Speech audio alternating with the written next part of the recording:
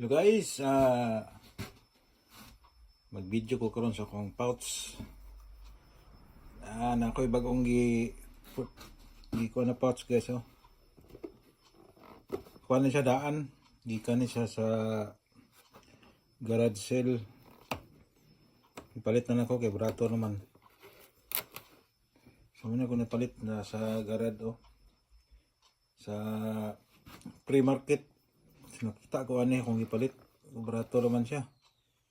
Yung brato wa siguro palit ako mga 300 yen. Brato ra kayo, 300 yen nga pila ra ka na sa Philippine money. So muli ako ang unang pouch. So large yan ako. Tapos siya og sulod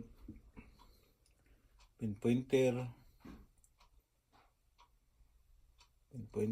na pwede rin charger sa detector na rin dala. So muna una na akong pouch guys. So karon naghimo na po pouch, nag-purchase ko isa, gamay-gamay ni siya.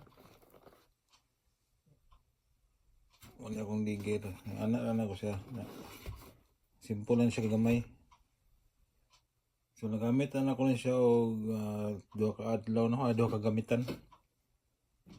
So na pinpointer dire. Wala siyang additional og butang dire na. Tanganan sa coins sa jewelry na makuha. Ako'y tanganan sa flashlight na dire.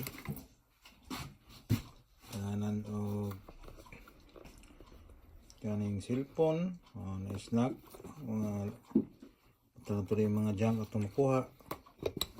Ano diri. So simple na siya na kuan. Pouch. Tubig, diri. Digger. Ito na to ang makuha ng mga junk. Tangana. Pwede pa saya na diri.